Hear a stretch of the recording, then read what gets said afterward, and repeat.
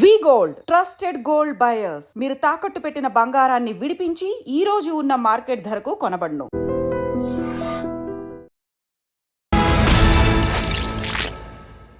అందరికీ నమస్కారం. నేను Swaroopa Potlapalli. Welcome to I dream.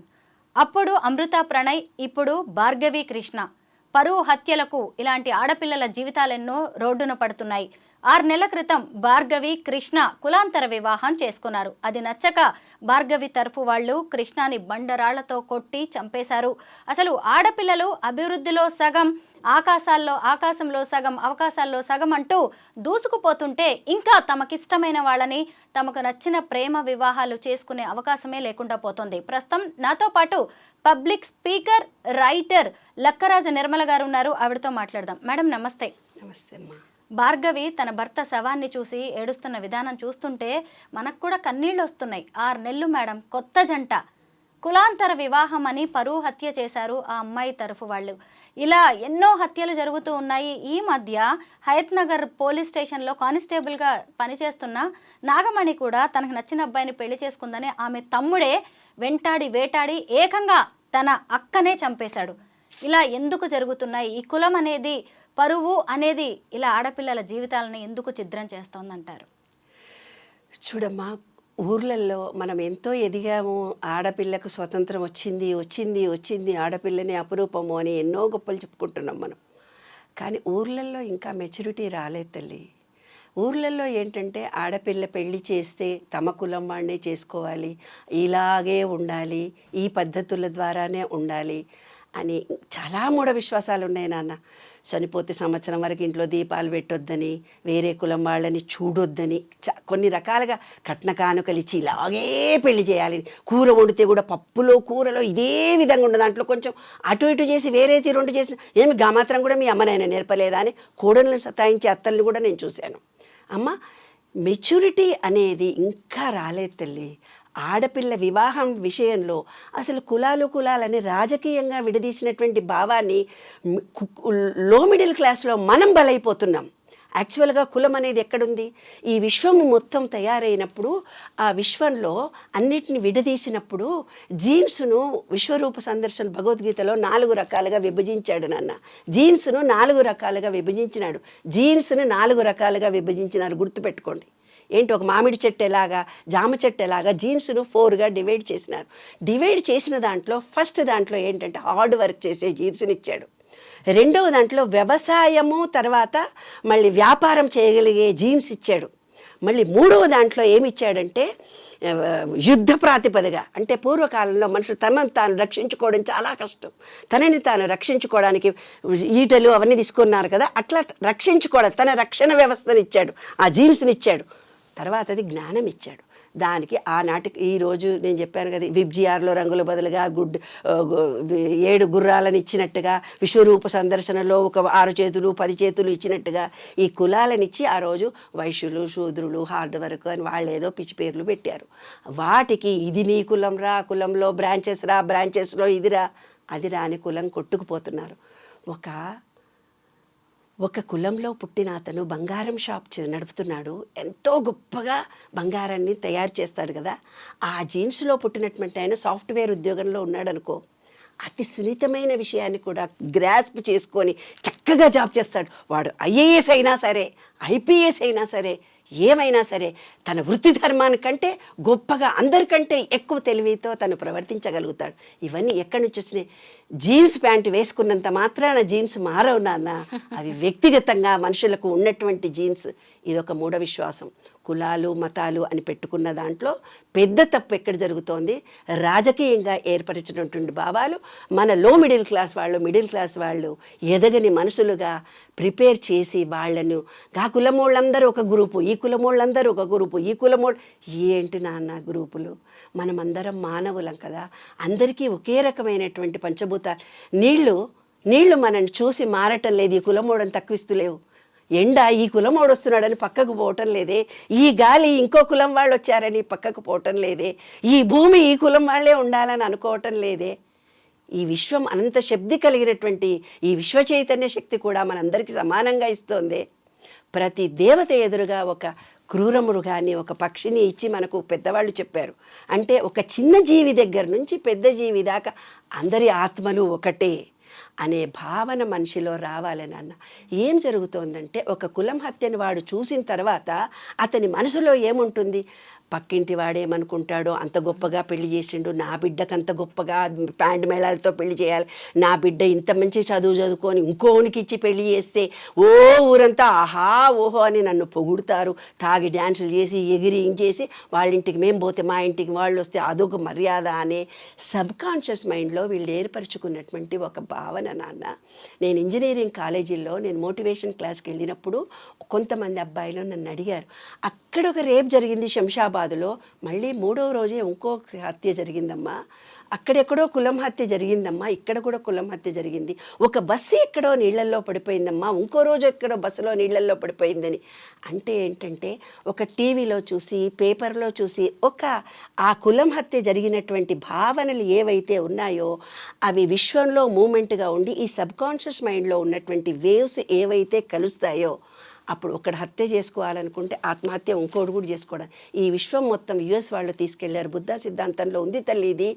ఏదైతే విశ్వంలో ఒక థాట్ నీవు రిలీజ్ చేసినావో అలాంటి థాట్స్ ఉన్న వాళ్ళందరూ సేమ్ ఫీలింగ్స్ కలిగి ఉంటారు.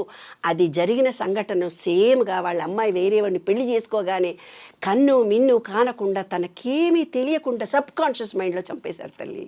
ఎంత క్రూరంగా చంపేశారంటే అంత క్రూరంగా చంపేశారు. మనం వింటుంటేనే మన ఒళ్ళు జల్దిరిస్తుంది, మనం వింటుంటేనే కళ్ళనీళ్లు కలుగుతున్నాయి, మనం వింటుంటేనే మానవత్వమా ఎక్కడికి పోయిందా అనిపిస్తుంది. ఒక ఆడపిల్లని మనం కనీ పెంచి పెద్ద చేశామే, ఒక బిడ్డను వాళ్ళు కూడా కనీ పెంచి పెద్ద చేశారే, ఒక చిన్న పక్షిని చంపడానికే చేతులు మనకు గిలగిలా కొట్టుకుంటాయే, అట్లాంటిది ఒక మనిషిని హత్య చేయబోతున్నారంటే ఎంత మూర్ఖమైన భావాలు ఉన్నాయి, ఇంకా ఎంత మూర్ఖమైన అజ్ఞాన దశలో మనం ఉన్నాము. ప్రపంచమంతా ఎక్కడుంది, ఏ స్టేట్ వాడో ఏ సెంట్రల్ వాడో ఫారెన్లో ఎవరెవరో పిల్లల్ని పెళ్ళిళ్ళు చేసుకొని వస్తున్నారు. ఫలానా కులాలు చూడటం లేదు, జాతి లేదు, మతం లేదు, ఉద్యోగం లేని ఆడపిల్లల్ని కూడా పెళ్ళిళ్ళు చేసుకుంటున్నారే. ఏ కులమని చూడటం లేదు, రంగు కూడా చూడటం లేదు, ఆస్తులు చూడటం లేదు, అంతస్తులు చూడటం లేదు. ప్రపంచం ఎక్కడ ఉంది, మన ఊర్లు ఇంకా ఎక్కడున్నాయమ్మా? ఇది రాజకీయంగా జరుగుతున్నటువంటి అంశాన్ని మన మధ్యతరగతి లో మిడిల్ క్లాస్ వాళ్ళ మీద ఒత్తిడి కలిగించింది నాన్న. వాళ్ళ సబ్కాన్షియస్ మైండ్ మీద ఒత్తిడి కలిగించి వాళ్ళకు తెలియకుండా జరిగినటువంటి అంశము. కాబట్టి ప్రతి పేరెంట్ కూడా నాకు అర్థం కాని విషయం నాన్న, ఒక పిల్లని బయటికి పోతే ఎవడో రేప్ చేశాడు ఒక చిన్న పిల్లని, ఇంకో ఊర్లలో పిల్లలు ఎవరిని సాయంత్రం ట్యూషన్కి పంపారు తెలుసా, స్కూళ్ళకి పంపించారు నాన్న, స్కూళ్ళకి కూడా పంపించారు. హే ఫలానా పిల్లకైంది నీకు తెలియదా, నీ పిల్లని నువ్వు జాగ్రత్తగా పెట్టుకో. అరే ఆ పిల్లకి ఏదో జరిగింది, ఒక్కడికి యాక్సిడెంట్ జరుగుతుంది నాన్న, జీవితం మొత్తం యాక్సిడెంట్లు జరుగుతాయా? ఒక సంఘటన ఏదో జరిగితే ఒక బిడ్డ పుట్టి చచ్చిపోతుంది, అందరి బిడ్డలు చచ్చిపోతున్నారా? ఎక్కడో ఏదో సంఘటన జరిగితే అది మనకే అన్నంత అమాయకమైన స్థితిలో మన ఊరి ప్రజలంతా మెచ్యూరిటీ లేకుండా ఉన్నారు. మెచ్యూరిటీ పెంచుకోవాలి. ఈ ప్రపంచం ఎలా ఉంది, కులాలు లేవు, మతాలు లేవు. హోటల్కి వెళ్ళి బ్రాహ్మణుడు పోయి గుడ్లు చేపలు మటన్లు తింటున్నాడు కదమ్మా. పోనీ మనం అనుకుందాం కులాలని మనం అనకూడదు, నాలాంటి అసలు అనకూడదు, అయినా అన్నీ తింటున్నారు కదా. ఏదమ్మా కులం అంటే ఏంటో నాకు ఇప్పుడు కూడా అర్థం కాదు. కులం అంటే నీ గుణము, కులం అంటే నీ వ్యక్తిత్వము, కులం అంటే నీ గౌరవము. కాబట్టి కులాలనేవి విడదీయాల్సిన అంశం కాదు, అది ఒక ప్రవృత్తి అంతే. కాబట్టి కులాలు లేవు, మతాలు లేవు, సర్వజనీనంగా చెప్పాను కదా. ప్రతి దేవత ఎదురుగా ఒక పక్షులకు సింహం చూపించాడు, నెమళ్ళని చూపించారు, తాబేలను చూపించాడు, మనుషులను చూపించారు దేవతల పక్కన. అరే అన్నిటికీ ఒకటే రాని భగవద్గీతలో ఇంత వింటున్నారు. అక్కడ పుష్కరాలని స్నానాలు చేస్తున్నారు, ఇక్కడనే మళ్ళీ కులాలని కొట్టుకు చూస్తున్నారు, ఇక్కడనేమో ఏకత్వం అంటున్నావు ఏంటి? కాబట్టి సైన్స్తో పాటు మారిన మార్పులతో పాటు అన్నాలు తినకుండా హోటల్కి వెళ్ళి తిన్నుతున్నటువంటి ఈ రోజుల్లో ఆడపిల్లలను, అమ్మ నా కాలంలో నా బంగారు తల్లి నేను చెప్తున్నాను, ఉస్మాన్ యూనివర్సిటీలో ఎంఎస్సీ వస్తే నన్ను చదివించలేదు. నన్ను ఇంటర్మీడియట్లో నేను కాలేజీలో ఎంపీసీ హెడ్ క్వార్టర్స్లో ఎవరు లేరు, నన్ను ఎంపీసీ చదివిస్తే గెట్ అవుట్ అని వెళ్ళగొడతా. మా నాన్నకి చెప్పిన ఎందుకు వెళ్ళగొడుతున్నట్టు ఆడపిల్లలు చదవకూడదు, మగపిల్లలు టెంప్ట్ అయిపోతారంటే వెనక బెంచ్లో కూర్చొని లెక్చరర్స్ కూర్చొని చదువుకున్నాను. తర్వాత ఏం జరిగింది తెలిసిన, ఆయన ఏం పేరు, మా ఇంటికి పోతే మా అన్న నా పుస్తకాలన్నీ కాల్ చేసి, పుస్తకాలన్నీ ఆడపిల్లకు నాకు ఒకటే చదువు అనిపిస్తే నేను చదువుకొని పొమ్మన్నాడు మా అన్న. అంత రూరల్గా ఉన్న ఫ్యామిలీ నుంచి మనం పుట్టి పెరిగాము. ఇవాళ మన పిల్లలు 10th ఇంటర్మీడియట్ కాగానే యూఎస్ వెళ్ళిపోతున్నారు, చదువుకుంటున్నారు, ఎంఎస్ చేస్తున్నారు, ఉద్యోగాలు చేస్తున్నారు. ఆడపిల్లలు ఒంటరిగా ఇక్కడికంటే ప్రతి చోట సేఫ్టీ ఉందమ్మా. సేఫ్టీ లేదనే భావన మనలో ఉంది. ప్రతి తల్లి తండ్రి గుర్తించాలి. తప్పనిసరిగా మీ పిల్లలను యోగ్యులను అర్హులను చేయడానికే ప్రయత్నించండి, కానీ కులాలు మతాలు అని ప్రేమించకండి. ఇంకా ప్రేమలతో కాదు, పెళ్ళిళ్ళు చెయ్యాలి అంటే మీ పిల్లలు కూడా తెలివితేటలు తల్లిదండ్రికి లేవు. నేను గ్యారంటీగా బాండ్ రాసిస్తాను. ప్రేమించి పెళ్లి చేసుకోవడమే ఉత్తమమైన అంశము. తప్పనిసరిగా ప్రతి తల్లి తండ్రి హృదయ విశాలతతో సమాజానికి ఎలా వెళ్తుందో ఆ దారిలో వెళ్ళడం నేర్చుకోండి, కానీ ఇంకా కుట్రలు హత్యలు చంపుకోవడాల దగ్గర నుంచి ఉండకండి. ఎంత మనము విశ్వాన్ని ప్రేమిస్తే, ఎంత మంచిగా మనం ఫ్రీడమ్ ఇస్తే, పుట్టినప్పుడు పిల్లల దగ్గర నుంచి భయపడతావురా, అటుపోతే కింద పడతావురా, ఇటుపోతే మీద పడతావు, ఇంకా ఎన్నాళ్ళు అదే సబ్కాన్షియస్ మైండ్లో ఉండి వాళ్ళ జీవితంలో ఎదగరు. మన ఊర్లు కూడా ఇవాళ ఇంకా వెనకబడి ఉన్నాయి. కాబట్టి అందరూ మెచ్యూరిటీతో ఉండే ఒక రాజకీయ నాయకుడి గురించి చెప్పుకుంటే వాడికి ఎన్ని పొలాలు ఉన్నాయి, ఎంత ఆస్తుంది, ఏం చేసినా బయట చెప్తాడు. మరి ఎంత డెవలప్ అవుతుందో ఇదెందుకు బుర్ర పెట్టట్లేదు? కాబట్టి మెచ్యూరిటీతో ఏ వ్యవహారం అయితే ఏదైతే చంద్రమండలానికి ఎగిపోతున్నారు ఆడపిల్లలు. ఇంకా వివాహాల దగ్గరనే ఉన్నారా వీళ్ళు? ఇంకా వివాహాలు కులాల దగ్గర ఉన్నారు. ఎంత అమాయకమైన ప్రజలు. కాబట్టి మెచ్యూరిటీ పెంచుకోండి, ప్రేమించడం నేర్చుకోండి. ఈ విశ్వంలో మీ కొడుకు ఎలా చనిపోతే మీకు బాధ కలుగుతుందో, పరాయి తల్లి కొడుకు కూడా చనిపోతే బాధగానే ఉంటుంది. ప్రేమించిన ఆ అమ్మాయి బాధపడ్డా కానీ వాళ్ళ అమ్మా నాన్న ఇంకా బాధపడతారు. విన్న ఏ మాతృమూర్తైనా కరుణించదు. కాబట్టి ప్రతి ఒక్క వ్యక్తికి నేను చెప్తున్నాను, ప్రేమించండి, కృతజ్ఞత కలిగి ఉండండి. అదే జీవితము. చంపుకోవడం మన చేతిలో కాదు, అది మన ధర్మం కూడా కాదు. సూర్యాపేటలో జరిగిన భార్గవి కృష్ణ ఈ ఇన్సిడెంట్తో నల్గొండ జిల్లా మిర్యాలగూడలో 6 ఏళ్ల క్రితం జరిగిన అమృత ప్రణయ్ అనే ప్రేమ వివాహం, ఆ హత్య గురించి కూడా మనం మాట్లాడుకోవాల్సిందే. ఎందుకంటే జస్ట్ ఒక 4-5 నెలలు అయిందేమో వాళ్ళ పెళ్ళై కూడా. అమ్మాయి కూడా 5 నెలల ప్రెగ్నెంట్, అప్పటికి కూతురు. అవును. ఆ అమ్మాయి 5 నెలల ప్రెగ్నెంట్గా ఉండగానే ఇద్దరు హాస్పిటల్కి వెళ్ళొస్తున్నారు. అమృత ప్రణయ్ పక్క నుంచి కిరాయి రౌడీలు వచ్చి ఆ అబ్బాయిని మెడ మీద నరికి చంపారు. ఆ సీసీ కెమెరా విజువల్స్ చూస్తుంటే ఆ తర్వాత ఆ అమ్మాయి అంత బాధను దిగమింగుకొని ఓ కొడుక్కి జన్మనిచ్చింది. ఆ అబ్బాయి కూడా ఇప్పుడు దాదాపు 4-5 ఏళ్ల వాడయ్యాడు. తర్వాత కూతురు జీవితంలో జరిగిన విషాదం, మారుతీరావు అనే ఆ తండ్రి ఆ కేసులను ఎదుర్కోలేక, సమాజాన్ని ఎదుర్కోలేక తర్వాత సూసైడ్ చేసుకున్నాడు. ఇటు భర్తని తల్లి కోల్పోయింది, బిడ్డ భర్తను కోల్పోయింది. ఎవరేం సాధించారు ఇప్పుడు? అసలు ఇందులో మనిషే లేనప్పుడు, ప్రాణమే లేనప్పుడు కులం ఎక్కడుంది, పరువెక్కడుంది? ఎస్. ఇంకొకటి నా సైకాలజీ అనుభవం చెప్పనా తల్లి? ఒక కేసు మొన్న నా దగ్గరికి వచ్చింది. అమ్మా, నేను అపురూపంగా పుట్టి పెంచానమ్మా ఈ బిడ్డను. ఆ భర్త చాలా కష్టపడుతున్నాడమ్మా. అసలు నేను అపురూపంగా పెంచిన బిడ్డను ఏనాడు కష్టం చూపించలేదమ్మా. అలాంటి నా బిడ్డకి ఎందుకు జరిగిందమ్మా ఇలాగా అని వచ్చాడు. వస్తే నేను ఒకటే మాట, ఆయన భార్యను పిలిచి అడిగా, ఏరా నాన్న ఏం జరిగిందంటే, అమ్మా నా పెళ్ళైనప్పటి నుంచి నా మగుడు నన్ను ఈ వంట రాదా నీకు, ఇట్లా రాదా అట్లా రాదా అని సతాయించిండు. తర్వాత ఆడపిల్లను గాను అన్నాడు. ఆడపిల్లను కన్న తర్వాత ఇప్పుడు నాకు ఎలా జరిగిందో సేమ్ జరిగింది. అప్పుడు ఆ తండ్రిని పిలిచి చెప్పాను, ఈ విశ్వము నువ్వు ఏది రిటర్న్ ఇస్తావో అదే నీకు రిటర్న్ వస్తుంది. ప్రేమ ఇస్తే ప్రేమ వస్తుంది, కోపం ఇస్తే కోపం వస్తుంది. నీవు నీ భార్యని అలా చేసావు కాబట్టి నీ కూతురు బాధపడుతుంటే సేమ్ ఆమె ఎంత పెయిన్ పడిందో నీవంత పెయిన్ పడుతున్నావు ఇవాళ అని. ఆ రోజు హత్యలో కూడా జరిగింది సేమ్ ఇదే సిచ్యువేషన్. చూడన్న, ఆ అమ్మాయి భర్తని చంపాలి అనుకున్నాడు, చంపాడు. ఆ అమ్మాయి మనసును కష్టపెట్టాడు, ఆ ఫ్యామిలీని సమాజాన్ని మొత్తాన్ని మనసు కలతపెట్టాడు. తీరా ఆ బాధనే ఎంత అనుభవించాడో ఆ బాధను తను అనుభవించి సూసైడ్ చేసుకున్నాడు. కాబట్టి ఈ విశ్వం ప్రేమ ఇస్తే ప్రేమ వస్తుంది నాన్న. మనము కూతురిని భార్యని ఎలా చూసుకొని అపురూపంగా చూసుకుంటామో కూతురికి అలాంటి భర్తే దొరుకుతాడు. ఎలా అయితే తను భార్యని చూసుకున్నాడో అదే విధంగా వాళ్ళ జీవితం ఉంటుందమ్మా. 30,000 కేసులు చేశాను బంగారు తల్లి. నా జీవితం నా అనుభవంగా చెప్తున్నాను. ఏ తండ్రి అయితే భార్యను చక్కగా చూసుకుంటాడో మంచి వాళ్ళు దొరుకుతారు, వాళ్ళకి అల్లుళ్ళు కూడా బాగా దొరుకుతారు.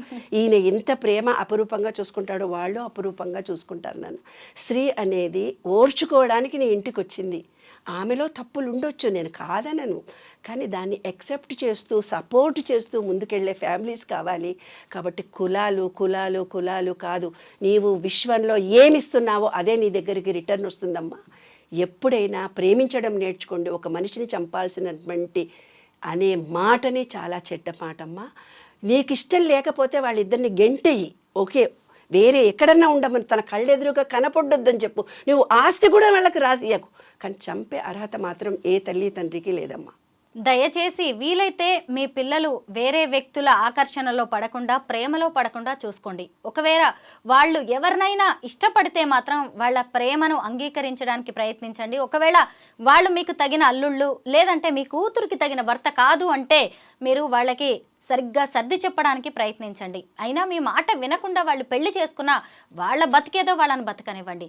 ఒక మనిషి ప్రాణం పోసే అవకాశం మీకు లేనప్పుడు అసలు ఇంకొకళ్ళ ప్రాణం తీసే హక్కు మీకు ఎక్కడుంది, అర్హత మీకు ఎక్కడుంది? ఇది ఒక్కటి ఆలోచించుకోండి. మనిషే లేనప్పుడు, ప్రాణమే లేనప్పుడు కులం ఎక్కడుంది, మతం ఎక్కడుంది, ప్రాణం ఎక్కడుంది? Thank you so much ma'am. Thanks.